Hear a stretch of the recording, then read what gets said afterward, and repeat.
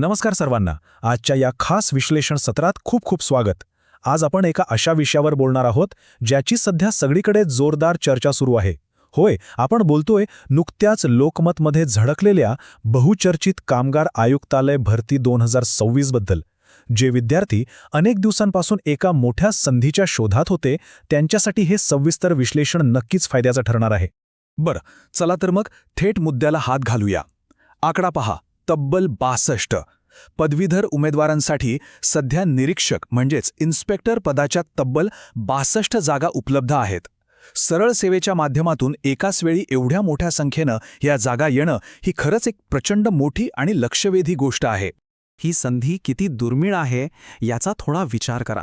अगदी स्पष्ट सांगायचं तर मागील 10 ते 15 वर्षांमधली ही निरीक्षक पदाची सर्वात मोठी भरती आहे. जे उमेदवार अनेक वर्षांपासून एका मोठ्या ब्रेकथ्रूची वाट पाहत होते, त्यांच्यासाठी अक्षरशः ही एक सुवर्ण संधी चालून आली आहे असं म्हणायला हरकत नाही.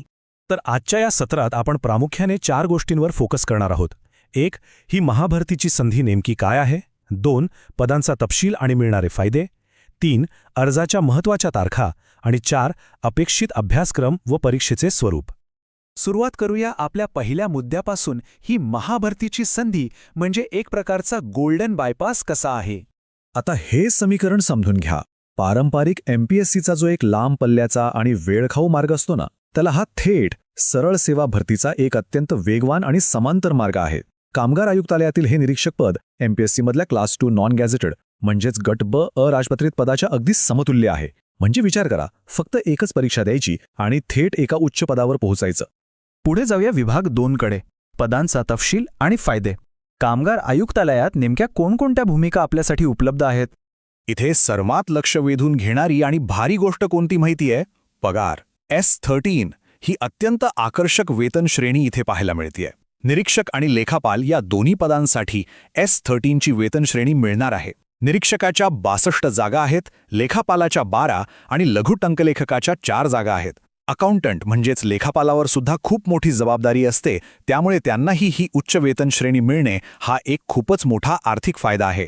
आता पात्रतेबद्दल बोलायचं झालं तर मान्यताप्राप्त विद्यापीठाचा कोणताही पदवीधर या निरीक्षक पदासाठी अर्ज करू शकतो. होय, कोणताही पदवीधर. केवळ एक बेसिक पदवी असण्याच्या आधारावर सुपरवायझर स्तरावरील एका अत्यंत शक्तिशाली पदासाठी अर्ज करण्याची मुभा मिळतीये. ही खरोखरच एक जमेची बाजू आहे. आता वळूया अत्यंत महत्त्वाच्या लॉजिस्टिक्सकडे. विभाग 3 अर्जाच्या महत्त्वाच्या तारखा. इथे वेळेचं महत्त्व खूप जास्त आहे.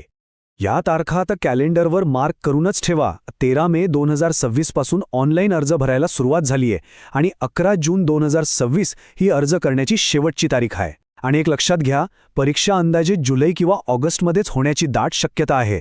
त्यामुळे 11 जूनची वाट अजिबात पाहू नका. आजच ऑनलाईन अर्ज सबमिट करून मोकळे व्हा, कारण अवघ्या 1-2 महिन्यातच परीक्षा आपल्यासमोर उभी असेल. आणि आपला शेवटचा विभाग 4 अपेक्षित अभ्यासक्रम आणि अभ्यासाची रणनीती. सगळ्यात पहिला प्रश्न पडतो तो म्हणजे परीक्षा घेणार कोण. ही परीक्षा बहुधा TCS, IBPS किंवा स्वतः कामगार विभागाकडून घेतली जाण्याची शक्यता आहे. आता हे का महत्त्वाचं आहे? कारण परीक्षा घेणारी संस्था कोणती असू शकते याचा अंदाज आल्यास परीक्षेची पद्धत आणि काठिण्य पातळी समजायला आपल्याला नक्कीच खूप मदत होते. तर इथला कळीचा मुद्दा असा आहे की सरळ सेवा परीक्षांचा एक ठरलेला आणि प्रमाणित नमुना असतो. यामध्ये 25% मराठी, 25% इंग्रजी, 25% सामान्य ज्ञान आणि 25% गणित व बुद्धिमत्ता असा प्रत्येकी 25-25 प्रश्नांचा पॅटर्न असण्याची सर्वाधिक शक्यता आहे. हा अंदाज बांधून आपण आत्तापासूनच आपल्या अभ्यासाला गती देऊ शकतो. अर्थात पूर्ण जाहिरात आल्यावर काही गोष्टींवर करडी नजर ठेवणं गरजेचं आहे.